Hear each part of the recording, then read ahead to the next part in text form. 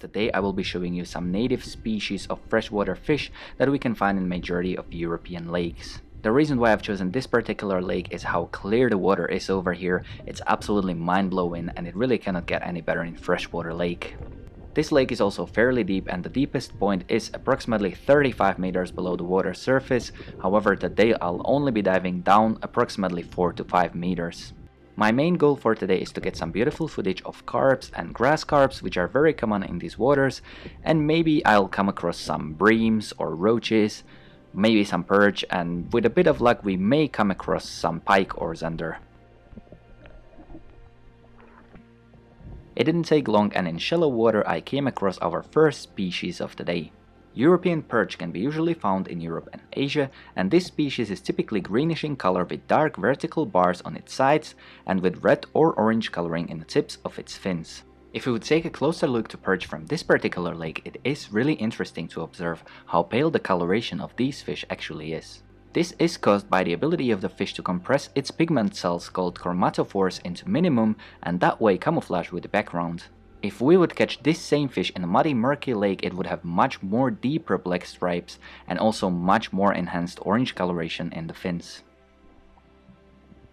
Finding common carps and grass carps was also much easier than I've expected. Common carps are those chunky fish in front and grass carps those little bit thinner fish in background. I'm 100% sure that people are feeding them over there because they were not scared at me at all and it was really great experience being there.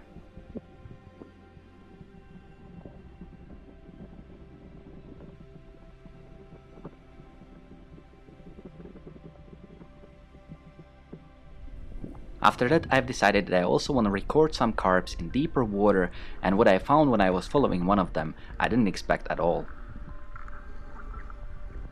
What in my eyes seemed to be some very interesting weird structure turned out to be old plain at the bottom of the lake. The plain was in a depth of 4.5 meters and it seemed as a perfect cover for many freshwater species of fish, and therefore I've decided to explore it a little bit more. It was most likely placed here for purposes of training the scuba divers, however it was super interesting and it seemed like there was a lot of fish around it. The more I was diving down there, the more fish I've seen, and therefore I've decided to place my GoPros there for a little longer time, and I was hoping for some beautiful footage. It nearly ended up as a catastrophe when one of my GoPros fell over and got covered by sand, and I've spent 15 minutes searching for it, but I think it was definitely worth it.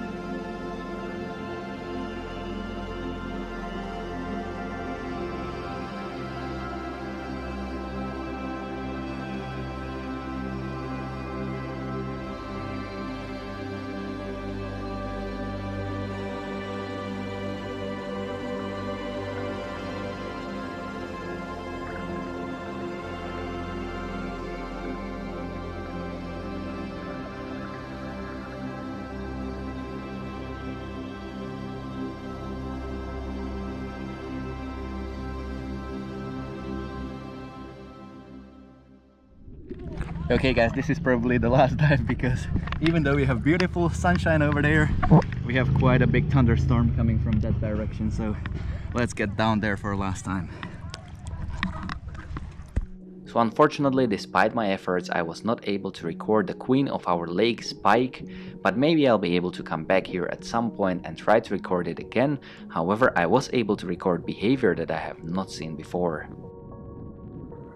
Sunbleak is the last rain of fish that we've encountered today, and their behavior was for me very surprising because I have never seen them swimming underwater before recording this video. The only way I've seen them before was when I catch them as bait for pike. Sunbleak is fairly small fish that grows up to 10 centimeters, what is approximately 3.9 inches, and we can find it in the entire continental Europe and also in Central Asia. The behavior that was very interesting for me was that these fish only appeared in my camera shots when the water was scattered.